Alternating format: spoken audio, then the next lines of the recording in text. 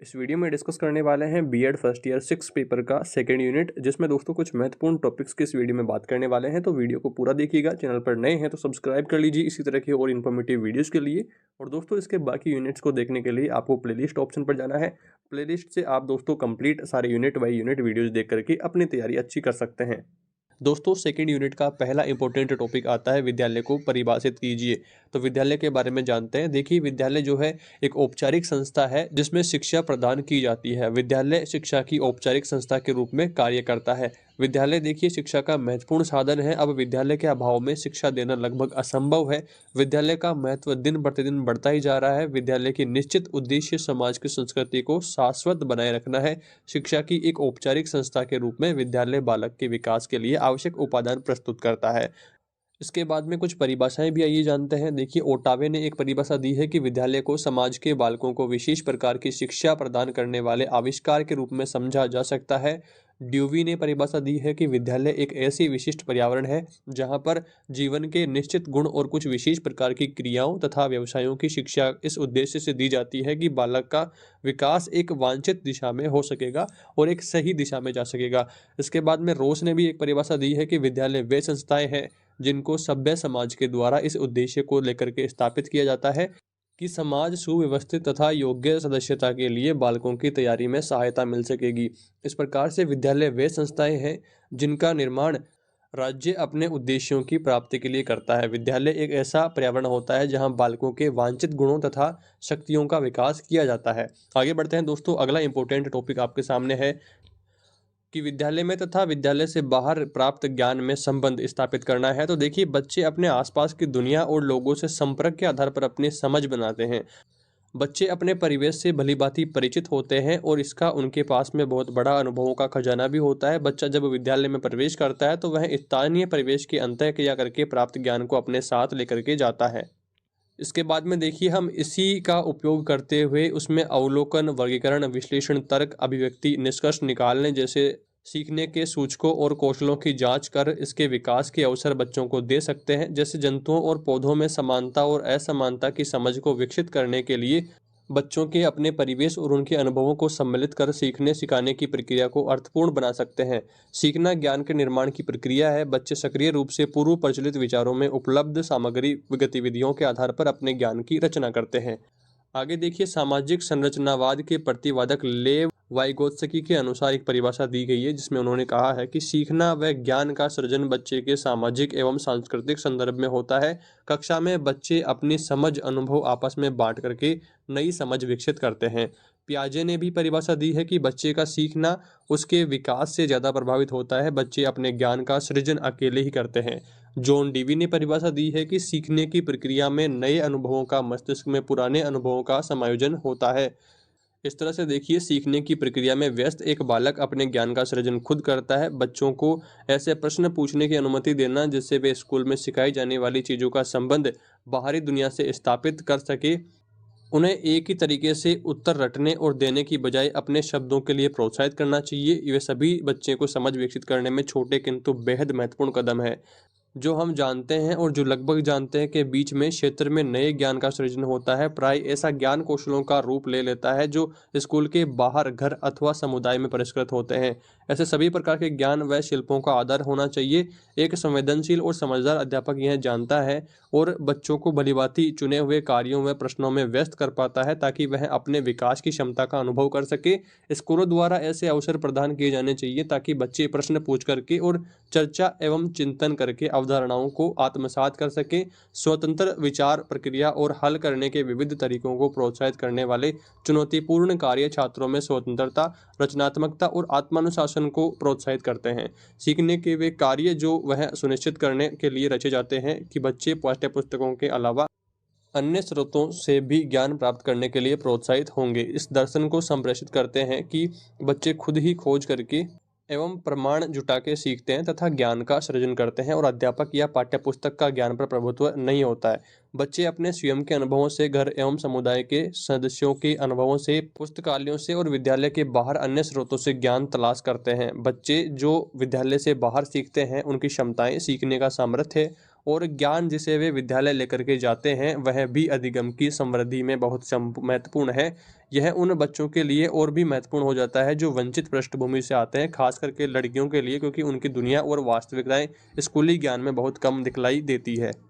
इसके बाद में देखिए, सहभागितापूर्ण सीखने और अध्यापन को भावनाओं एवं अनुभव को कक्षा में एक निश्चित और महत्वपूर्ण जगह मिलनी चाहिए। अध्यापक व शिक्षार्थी दोनों के अनुभव से ही सच्ची सहभागिता शुरू होती है। यदि बच्चों के सामाजिक अनुभव कक्षा में लाने हैं तो यह अपरिहार्य है कि विवादास्पद मुद्दों को संबोधित किया जाए। विवाद बच्चों के जीवन का ही हिस्सा है जिससे बचा नहीं जा सकता। वे लगातार ऐसी स्थितियों का सामना करते हैं जिनमें नैतिक मूल्यांकन की मांग होती है, चाहे वह अनुभव स्वयं, परिवार या समाज से संबंधित द्वंद्व का हो या फिर समकालीन दुनिया के हिंसक संघर्ष का।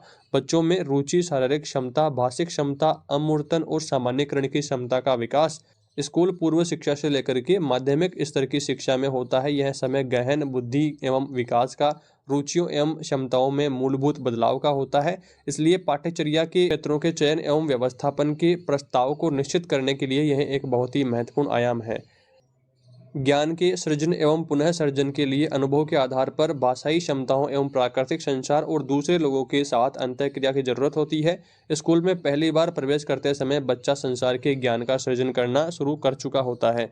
हर चीज जो बच्चे बाद में सीखते हैं वह ज्ञान से संबंधित होती है और वह स्कूल में लेकर के जाते हैं। यह ज्ञान भी अंतः प्रज्ञात्मक होता है। स्कूल अवसर देता है कि इसी ज्ञान को आधार मान करके सचेत रह करके और जुड़ाव के साथ में आगे बढ़ा जाए। सीखने के शुरुआती स्तर पर स्कूल पूर्व में प्राथमिक स्कूली वर्षों में पाठ्यचर्या की सभी गतिविधियों में भाषा और गणित को एक महत्वपूर्ण स्थान मिलना चाहिए। विषयों में विभाजन इतना महत्वपूर्ण नहीं है और ऊपर जिन ज्ञान क्षेत्रों की चर्चा की गई है उन सभी को समेकित किया जा सकता है और बच्चों के सामने परिवेश के शैक्षिक अनुभवों के रूप में प्रस्तुत किया जा सकता है। इसमें प्राकृतिक एवं सामाजिक परिवेश के साथ साथ गहन अंतःक्रिया, सामाजिक अंतःक्रियाओं की समझ, अपने हाथ में काम करना और अपने सौंदर्य बोध की क्षमताओं का विकास इसमें शामिल है। प्राकृतिक और सामाजिक परिवेश के ये शुरुआती समेकित अनुभव बाद में माध्यमिक कक्षाओं में विज्ञान एवं सामाजिक विज्ञान में विभाजित हो जाएंगे।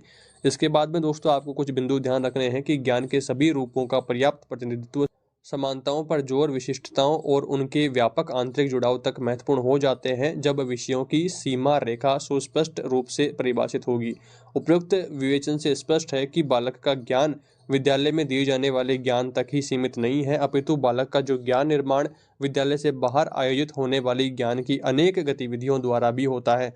वस्तुतः इसलिए पाठ्यक्रम निर्माण में वे सभी अनुभव, ज्ञान, विचार आदि होने चाहिए जो विद्यालयी ज्ञान के साथ साथ बाहर आयोजित होने वाली पाठ्येतर क्रियाओं में भी होते हैं। अतः विद्यालय में दिए जाने वाला ज्ञान बाहर के ज्ञान से संबंध रखने वाला होना चाहिए। इसके बाद में दोस्तों अगला इंपॉर्टेंट टॉपिक आता है ज्ञान के विभिन्न तथ्य क्या क्या है। तो देखिए, पहला तथ्य है स्थानीय ज्ञान। स्थानीय ज्ञान से तात्पर्य उस ज्ञान से है जो स्थान अर्थात क्षेत्र विशेष से ही संबंधित होता है। उदाहरण के लिए जैसे सभी कुओं का पानी खारा है, यह स्थानीय ज्ञान है, क्योंकि यह ज्ञान हर जगह के कुओं पर लागू नहीं होता। इसके बाद में दूसरा है सार्वभौमिक ज्ञान। सार्वभौमिक ज्ञान से तात्पर्य उस ज्ञान से है जो क्षेत्र विशेष से संबंधित न होकर के पूरे संसार से संबंधित होता है। उदाहरण के लिए जैसे पानी को जमाने पर बर्फ बनती है, पानी को उबालने से पानी भाप में परिवर्तित हो जाता है, यह ज्ञान सार्वभौमिक ज्ञान है और सभी क्षेत्रों में यह समान रूप से ही यह फॉर्मूला लागू होता है। जब गर्म करते हैं तो भाप बन जाएगा, जमाएंगे तो उसको ठंडा करेंगे तो बर्फ बन जाएगा। तीसरा है प्रत्यक्ष ज्ञान। देखिए, प्रत्यक्ष ज्ञान से तात्पर्य उस ज्ञान से है जो हम इंद्रियों द्वारा प्राप्त करते हैं और कोई भी व्यक्ति इसे इंद्रियों द्वारा प्रत्यक्ष कर सकता है। जैसे इंद्रधनुष में 7 रंग होते हैं, बादल से वर्षा होती है, पानी उबालने पर भाप में परिवर्तित हो जाता है। इसके बाद में अप्रत्यक्ष ज्ञान। अप्रत्यक्ष ज्ञान से तात्पर्य उस ज्ञान से है जिसे हम अन्य माध्यमों से प्राप्त करते हैं। अप्रत्यक्ष ज्ञान की इंद्रियों द्वारा प्रत्यक्ष अनुभूति नहीं कर सकते हैं। जैसे आत्मा अजर अमर है, स्वर्ग में सुख है, नरक में दुख है, तो ये हमने कभी देखा नहीं है, अप्रत्यक्ष ज्ञान है। इसके बाद में देखिए, पांचवा बिंदु है सैद्धांतिक ज्ञान। तो इस वर्ग में वह सब ज्ञान आता है जिसे हम बुद्धि द्वारा प्राप्त करते हैं, तर्क के आधार पर प्राप्त करते हैं और यह सत्य भी हो सकता है, अर्ध सत्य भी हो सकता है या असत्य भी हो सकता है। जैसे मनुष्य अपने पूर्व संस्कार लेकर के पैदा होता है, इस तरह की कुछ बातें। इसके बाद में छठा बिंदु देखिए, प्रायोगिक ज्ञान, प्रैक्टिकल की नॉलेज। तो प्रायोगिक ज्ञान से तात्पर्य उस ज्ञान से है जो हम प्रयोगों के परिणाम के रूप में प्राप्त करते हैं और कोई भी व्यक्ति इन्हीं प्रयोगों द्वारा सत्यता की जांच कर सकता है। जैसे चुंबक की छड़ को स्वतंत्र रूप से लटकाने पर वह उत्तर दक्षिण दिशा में रुकती है, तो ये हर कोई प्रयोग करके उसको देख सकता है। इसके बाद में देखिए, सातवां बिंदु आता है स्कूली ज्ञान। तो स्कूली ज्ञान से तात्पर्य उस ज्ञान से है जो हम विद्यालयों, महाविद्यालयों और विश्वविद्यालयों में प्राप्त करते हैं। यह वस्तुतः औपचारिक शिक्षा द्वारा प्राप्त ज्ञान होता है। जिस प्रकार से औपचारिक शिक्षा निश्चित नियमों से बंधी होती है, उसी प्रकार स्कूली ज्ञान की सीमा निश्चित होती है, जैसे विभिन्न तत्वों के रासायनिक गुण। इसके बाद में 8वां बिंदु है कि स्कूल से बाहर ज्ञान। स्कूल में तो हम सीमित ज्ञान प्राप्त करते हैं, अपने स्कूली जीवन के साथ साथ हम स्कूल से बाहर ज्ञान प्राप्त करते हैं और स्कूल छोड़ने के बाद भी जीवन भर ज्ञान प्राप्त करते रहते हैं। इस प्रकार के ज्ञान की कोई सीमा नहीं होती है। देखा जाए तो यह औपचारिक शिक्षा की बात ही कही जा रही है। हम जानते हैं कि शिक्षा जीवन भर चलने वाली प्रक्रिया है और हम निरंतर औपचारिक व अनौपचारिक माध्यमों से शिक्षा प्राप्त करते रहते हैं एवं विद्यालय जीवन के बाद भी अन्य माध्यमों, अनौपचारिक माध्यमों से शिक्षा प्राप्त करते रहते हैं। यहाँ शिक्षा से तात्पर्य ज्ञान से है और हम अनौपचारिक माध्यमों से जीवन भर निरंतर ज्ञान सीखते रहते हैं। 9वां बिंदु देखिए, प्रकरण संबंधित ज्ञान किसी पुस्तक में निहित ज्ञान से संबंध से इसका अर्थ है पुस्तक के किसी अंश का ज्ञान, परंतु अपने व्यापक रूप में इसका अर्थ है कि किसी विषय के कुछ संप्रत्यों का ज्ञान। जैसे मनोविज्ञान के क्षेत्र में बुद्धि के संप्रत्य का ज्ञान, किसी विशेष जो बुक है उसका कुछ टॉपिक आपको याद होना, प्रकरण संबंधित ज्ञान हो गया। 10वां बिंदु है संपूर्ण ग्रंथ संबंधित ज्ञान। तो किसी पुस्तक में निहित ज्ञान के संदर्भ में इसका अर्थ है पुस्तक में निहित संपूर्ण सामग्री का ज्ञान होना। यहाँ पर क्या था कि एक अंश का ज्ञान होना, और 10वें बिंदु में आ जाता है संपूर्ण ज्ञान आपको होना चाहिए, परंतु अपने व्यापक रूप में इसका अर्थ है कि प्रकरण का पूरा ज्ञान। जैसे बुद्धि के संबंध में बुद्धि के संप्रत्यय, बुद्धि के स्वरूप, बुद्धि के प्रकार आदि का संपूर्ण ज्ञान अगर आपको है तो फिर यहाँ पर संपूर्ण ग्रंथ संबंधित ज्ञान आएगा। कंप्लीट टॉपिक अगर आपको याद है तो यहाँ पर आएगा 10वें बिंदु में, और अगर आपको आधा टॉपिक याद है तो फिर यहाँ पर प्रकरण संबंधित ज्ञान आएगा। तो इस तरह से कुछ बिंदु आपको दोस्तों इस सेकंड यूनिट में ध्यान रखना है। उम्मीद करता हूं दोस्तों वीडियो आपको पसंद आया होगा। लाइक जरूर करें, अपने दोस्तों तक शेयर करें, और इसके दोस्तों बाकी यूनिट्स को देखने के लिए आपको प्लेलिस्ट ऑप्शन पर जाना है। वहां पर यूनिट बाय यूनिट आप अपने वीडियोस देख करके अपनी तैयारी को अच्छी कर सकते हैं। इस वीडियो में इतना ही दोस्तों, जल्दी मिलेंगे अगले यूनिट के साथ। Thanks for watching this video.